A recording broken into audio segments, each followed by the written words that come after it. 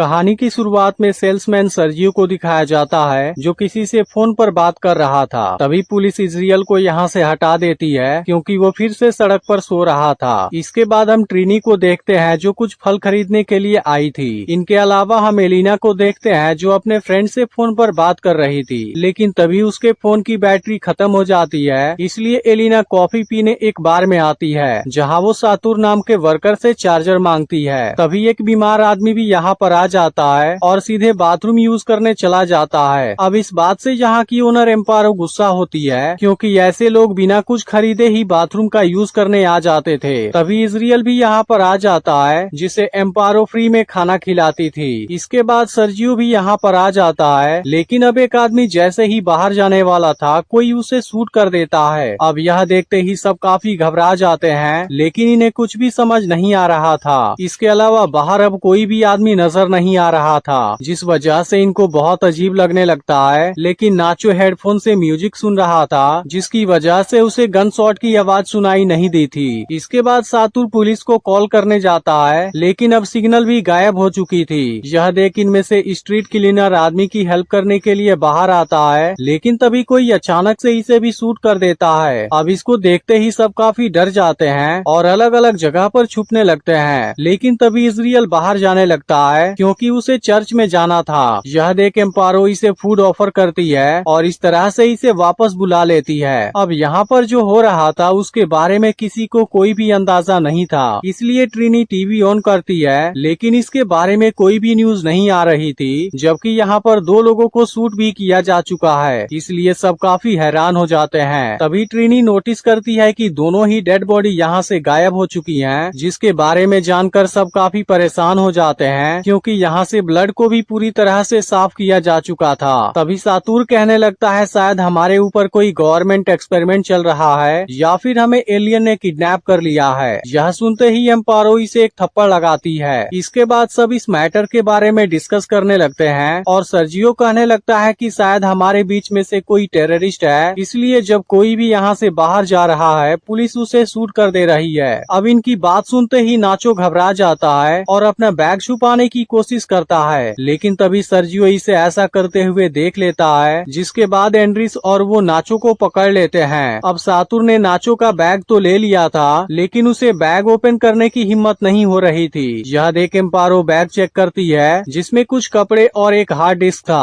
अब इस पर इनके बीच में फिर से आर्गुमेंट होने लगती है, इसलिए एलिना गुस्से में हार्ड डिस्क को तोड़ देती है और सभी के ऊपर गुस्सा होने लगती है क्योंकि इनको लग रहा था कि इसमें बम है। तभी नाचो सर्जियो का ब्रीफकेस नोटिस करता है और कहता है कि इसमें भी बम हो सकता है, इसलिए उसने इसका सस्पिशन दूसरों पर डाल दिया। तभी एम्पारो ब्रीफकेस अपने पास ले लेती है। अब इस बात पर सर्जियो गुस्सा हो जाता है, जिसके बाद सातुर इसे रोकता है, लेकिन तभी सर्जियो गुस्से में इसे पंच मार देता है। यह देखते ही एंड्रिस अपना गन निकाल लेता है, जिसके बाद सब हैरान हो जाते हैं। लेकिन तभी इजराइल ब्रीफकेस को अपने हाथ में ले लेता है और खोलने पर इसमें से कुछ लेडीज अंडर गारमेंट निकलते हैं। तभी अचानक से इनको बीमार आदमी के बारे में याद आता है, लेकिन दरवाजा अंदर से लॉक हो चुका था। यह देख एंड्रिस शूट करके लॉक तोड़ देता है, जहां आदमी टॉयलेट के ऊपर अजीब तरीके से पड़ा हुआ था। यह देख एलिना इसकी मदद करने जाती है, जहां इसके पास में से इसे एक अजीब सिरिंज मिलती है और इसके बाद आदमी के कान से ब्लड भी बाहर आने लगता है। तभी बाहर एक ट्रक आती है जिसमें मास्क पहने हुए कुछ लोग थे। अब इनको लगता है कि वो इनकी मदद करने के लिए आए हैं, लेकिन वो इनको इग्नोर कर रहे थे और इसके बाद बार के सामने ही टायर जलाना शुरू कर देते हैं। अब यह बात सभी को बहुत अजीब लग रही थी। तभी इनकी नजर टीवी पर जाती है जिसमें इसी आग के बारे में न्यूज आ रही थी। अब इस बात से इनको पता चल जाता है कि इन मर्डर के पीछे गवर्नमेंट का हाथ है और वो इस आग वाले न्यूज से इसको कवर करना चाहते हैं। तभी बीमार आदमी इनके पीछे आकर खड़ा हो जाता है, जिसका चेहरा बहुत ही भयानक हो गया था। इसके बाद वो अचानक से नीचे गिर जाता है। यह देख सब इसके पास आते हैं, लेकिन आदमी इनको टच करने से मना करता है और अब इसकी मौत हो जाती है। इसके बाद नाचो इसका फोन चेक करता है और पता चलता है कि यह तो अफ्रीका के मिलिट्री में था, लेकिन इसके अलावा इसमें और भी फोटो थे जिसमें कुछ लोग प्रोटेक्टिव सूट में थे। अब इस बात से इनको पता चलता है कि असल में इसकी मौत किसी डेंजरस इन्फेक्शन से हुई है, इसलिए इस पूरे एरिया को खाली करवा दिया गया है और यहाँ से बाहर जाने वाले आदमी को मारा जा रहा है। अब इनको लगता है कि इनकी जान नहीं बच पाएगी। आएगी, इसलिए सब काफी उदास होते हैं। जबकि इजरियल डेड बॉडी के फ्यूनरल की तैयारी कर रहा था।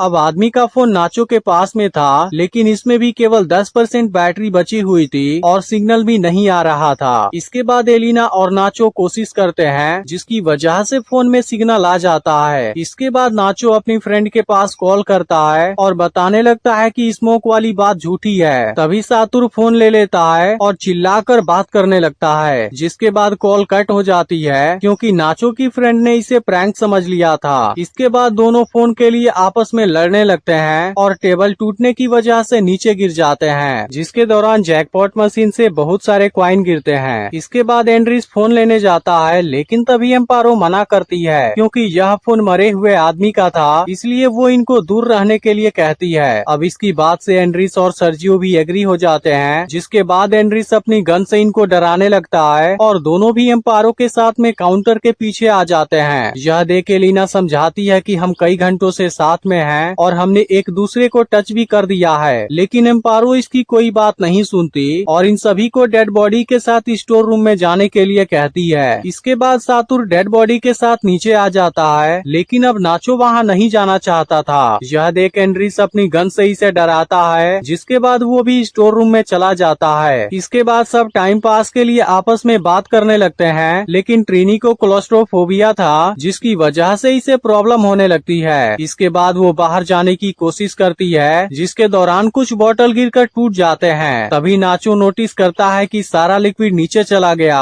अब ये लोग इस जगह को चेक करते हैं और पता चलता है कि यहाँ नीचे तो एक सीवर है, लेकिन यह ज्यादा गहरा नहीं था, इसलिए इजरियल नीचे जाने के लिए तैयार हो जाता है। इसके बाद वो अपनी पूरी बॉडी पर आयल लगाता है और अब इसके अंदर जाने की कोशिश करता है, लेकिन वो इसमें नहीं जा पा रहा था। यह देख सातुर और नाचो इसे नीचे भेजने की कोशिश करते हैं, लेकिन अब इजरियल इसमें फंस गया था। तभी अचानक से इनको ऊपर से गन शॉट की आवाज सुनाई देती है और इसके अलावा कुछ लोगों के अंदर आने की आहट भी मिलती है। अब इसकी वजह से सब काफी डर जाते हैं, लेकिन तभी अंदर स्मोक भी आने लगती है और पता चलता है कि बार में तो आग लगा दी गई है। अब इसकी वजह से सभी को सांस लेने में परेशानी होने लगती है, इसलिए ये लोग इजरियल की बॉडी को सीवर वाले होल से बाहर निकाल देते हैं ताकि इनको कुछ हवा मिल सके। तभी ट्रिनी अपने हाथों से यहाँ का दरवाजा ओपन करने चली जाती है, जिसकी वजह से इसका हाथ जल जाता है। इसके बाद नाचो बाहर झांकता है, लेकिन अब यहाँ पर कोई भी डेड बॉडी नहीं थी और पूरे गेट के ऊपर टेप लगाया जा रहा था ताकि ये लोग यहाँ से बाहर नहीं जा सकें। तभी नाचो को गन दिखाई देती है और वो चुपके से इसे अपने पास रख लेता है। इसके बाद ट्रिनी बाहर जाने की बात करने लगती है, तब नाचो इसे ऐसा करने से मना करता है क्योंकि पुलिस अभी भी यहीं पर थी, इसलिए इसकी वजह से सब मारे जाएंगे। अब नाचो सभी से कहता है कि हमें शांत रहना चाहिए क्योंकि खाने पीने के लिए यहाँ बहुत सी चीजें हैं और कुछ दिनों के बाद पुलिस इस बारे में भूल जाएगी। तभी अचानक से इनको किसी चीज के वाइब्रेट होने की आवाज मिलती है, जिसके बाद पता चलता है कि यह तो मरे हुए आदमी का फोन है, जिसमें बहुत सारे मैसेज आए हुए थे। अब एलिना इन मैसेज को चेक करती है, जिसमें मरे हुए आदमी ने अपने किसी फ्रेंड से बात किया था। अब इसमें पता चलता है कि आदमी को कुछ दिनों से बुखार था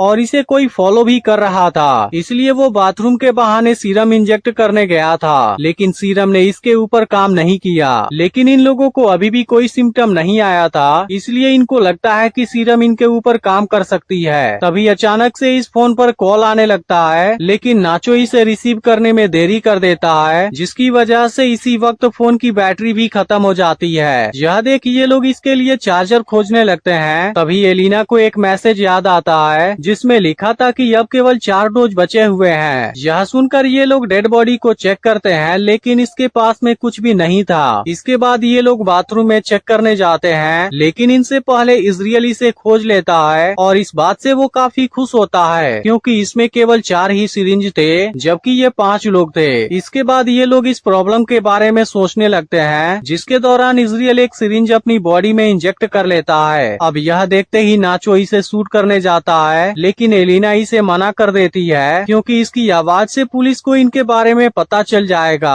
अब इस बात से नाचो गुस्से में इजरियल को मारने लगता है, लेकिन इसमें इजरियल इसको बुरी तरह पीट देता है और इनके ऊपर गन पॉइंट कर देता है। इसी बीच सातुर सिरिंज लेने जाता है, लेकिन इजरियल इसे रोक देता है और सिरिंज स्टोर रूम में गिर जाती है। यह देख ट्रिनी इसे लेने आती है, लेकिन अब सिरिंज गलती से सीवर में गिर जाती है, जिसके बाद ये लोग एलिना को नीचे भेजने का डिसाइड करते हैं। अब सातुर इसकी पूरी बॉडी पर ऑयल लगाता है और ये लोग एलिना को नीचे भेजने लगते हैं, जिसके दौरान इसकी बॉडी थोड़ी सी जख्मी हो जाती है और एलिना किसी तरह से नीचे आ जाती है। अब इसे यहाँ से तीनों सिरिंज मिल जाते हैं, जिसके बाद नाचो इसे सिरिंज ऊपर देने के लिए कहता है, लेकिन एलिना ऐसा करने से मना कर देती है और कहती है कि जिसको भी सिरिंज चाहिए उसे नीचे आना होगा। इसके बाद एलिना सीवर में आगे एक जगह पर आती है और यहाँ की दीवार की होल के अंदर सिरिंज को छुपा देती है, लेकिन एलिना को यहाँ लाइट आते हुए दिखाई देता है। इसके बाद वो इस जगह से बाहर देखती है जहाँ स्पेशल पुलिस टीम अभी भी खड़ी थी और कुछ लोग डेड बॉडी को सैनिटाइज कर रहे थे। वहीं दूसरी ओर नाचो एक रॉड की मदद से होल को और बड़ा कर देता है, जिसके बाद सातुर, इजरियल और नाचो तो आसानी से नीचे आ जाते हैं, लेकिन ट्रिनी की बॉडी इसमें फंसने लगी थी, इसलिए सातुर इसको नीचे खींचता है। इसके बाद सब पानी से बाहर आने लगते हैं, लेकिन तभी नाचो गन के लिए इजरियल से फाइट करने लगता है, जिसके दौरान दोनों काफी नीचे चले जाते हैं और अंदर से गन शॉट की आवाज आती है। इसके बाद नाचो गन के साथ बाहर आता है और इनसे बताता है कि इजरियल ने मुझे शूट करने की कोशिश की थी, लेकिन उसके बाद वो अचानक से गायब हो गया। लेकिन अभी भी सबको लग रहा था कि नाचो ने ही इजरियल को मारा है। इसके बाद नाचो एलिना से सिरिंज मांगने लगता है, लेकिन एलिना इसे देने से मना कर देती है और सबसे पहले इसे गन को फेंक देने के लिए कहती है, लेकिन अब नाचो भी ऐसा करने से मना कर देता है और सातुर को मारने की धमकी देने लगता है, क्योंकि इसके बाद केवल 3 लोग जिंदा रहेंगे और आसानी से एक एक सिरिंज ले सकते हैं। अब एलिना के पास कोई दूसरा ऑप्शन नहीं होता, इसलिए वो इसको सिरिंज वाली जगह की तरफ ले जाने लगती है, जिसके दौरान ट्रिनी अपने पीछे क्वाइन भी गिरा रही थी ताकि इनको वापस जाने का रास्ता आसानी से मिल सके।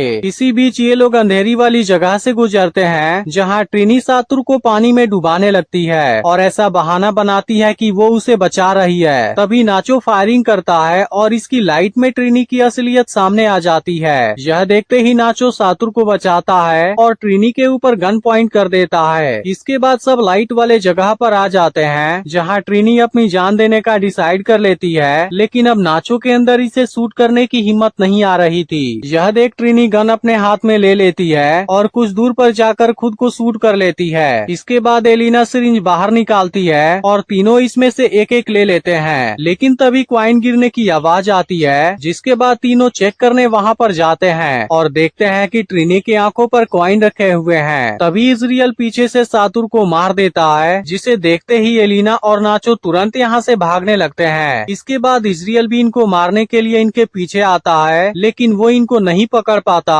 और दोनों किसी तरह से बचते हुए एक जगह पर आ जाते हैं जहाँ से ऊपर जाने का एक रास्ता था। अब एलिना और नाचो इस पर चढ़ना शुरू कर देते हैं, लेकिन तभी एलिना का पैर फिसल जाता है, जिसकी वजह से इसकी सिरिंज नीचे गिर जाती है। इसके बाद दोनों यहाँ के ढक्कन को हटाने की कोशिश करने लगते हैं, लेकिन कोई भी आदमी इनकी मदद करने नहीं आता और तभी इजरियल नाचो का पैर पकड़ लेता है। यह देख नाचो अपना सिरिंज एलिना को दे देता है और इजरियल के साथ में नीचे गिरकर मारा जाता है, जिस बात से एलिना काफी दुखी हो जाती है। इसके बाद वो सिरिंज अपनी बॉडी में इंजेक्ट कर लेती है और किसी तरह से ढक्कन को हटाने के बाद बाहर आ जाती है, लेकिन इसकी हालत की वजह से सभी से अजीब तरीके से देख रहे थे। अब एलिना इस वक्त सेफ एरिया में आ गई थी और कॉफी बार इसके सामने ही जल रहा था। इसके बाद एक लेडी अपना जैकेट देकर इसकी हेल्प करती है और एलिना यहाँ से चली जाती है, जिसके बाद मूवी एंड हो जाती है। लेकिन अगर आपने पिछली वीडियो को मिस कर दिया हो तो लेफ्ट वाली वीडियो जरूर देख लेना और चैनल को सब्सक्राइब करके नोटिफिकेशन को ऑल पर सेट कर देना।